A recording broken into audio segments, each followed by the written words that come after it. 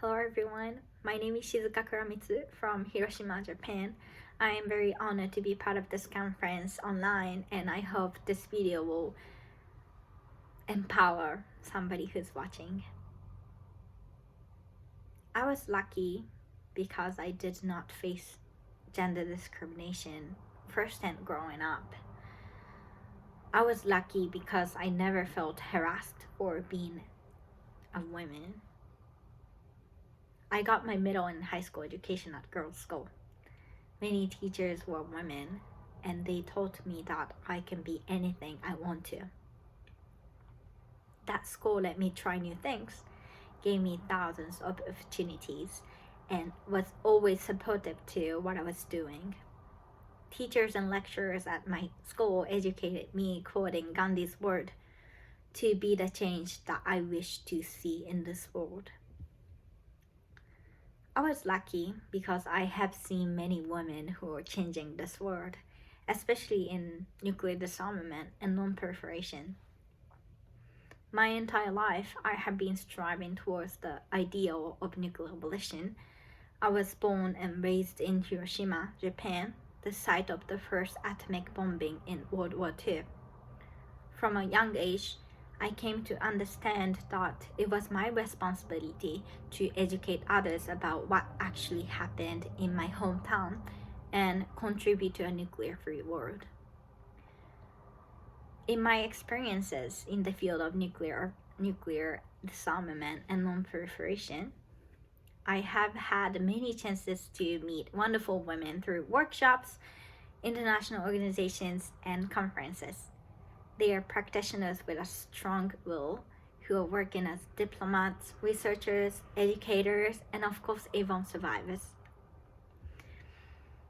I was lucky because I came to know that I was just lucky and taking everything for granted.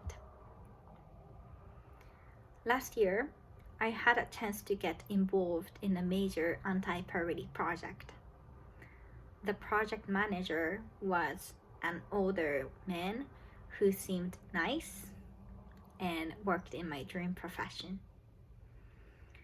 Through that project, I had valuable opportunities to learn, experience, and try.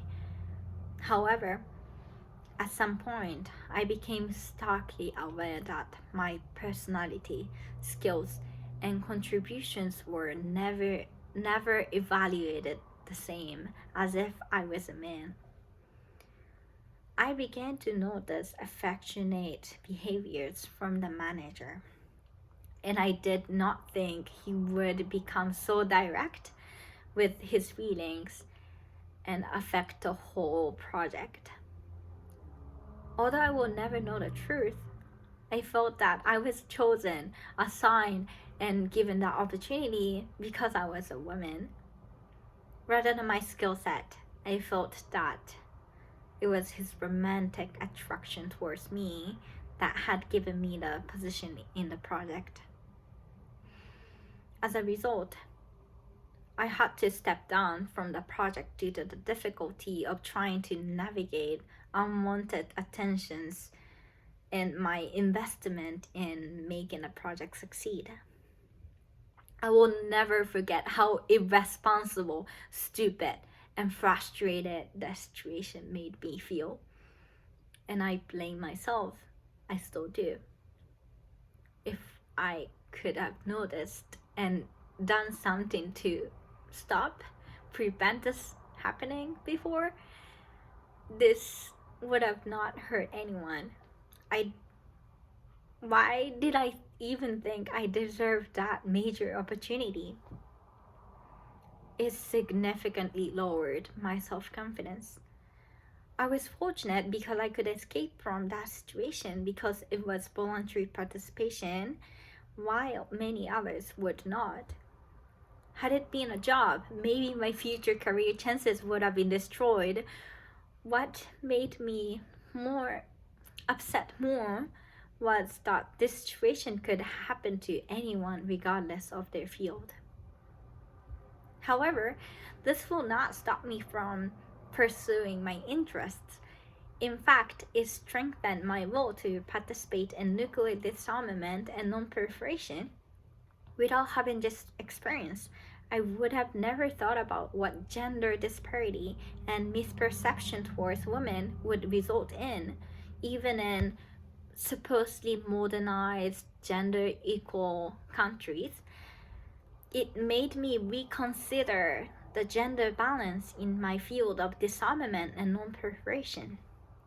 Listening to a conference call hosted by a Council on Foreign Relations, Sarah Bidgood, who is the director of Eurasian Nonproliferation Program at the James Mountain Center for Nonproliferation Studies in Montreal, pointed out that many organizations in security space, between 20 to 30% of the experts or practitioners are women.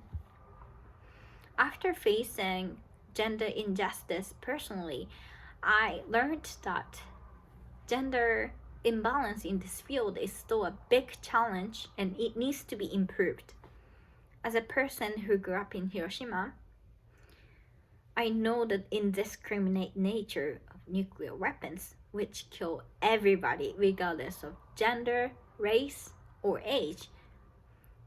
Women deserve the rights and have to seek for fair representation for policy making because nuclear weapons and other weapons of mass destruction endanger and kill everybody.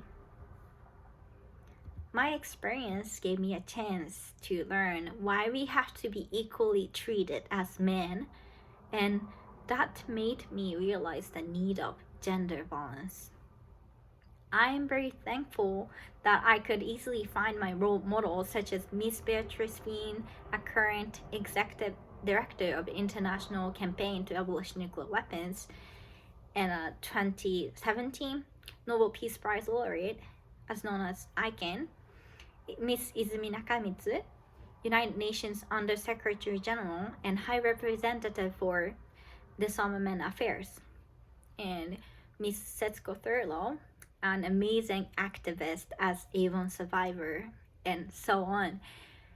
Thanks to many amazing feminists and role models, I never thought about giving up seeking for opportunities in this male-dominated field, and I would like to make a contribution in my future career.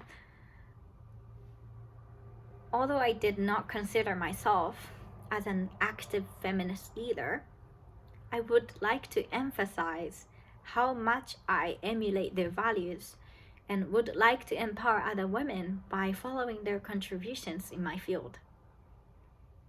Unfortunately, gender equality is yet to be achieved at any levels in many fields. However, I believe that everyone who became aware of this injustice, like me, is responsible for being the change that we wish to see in this world. Thank you.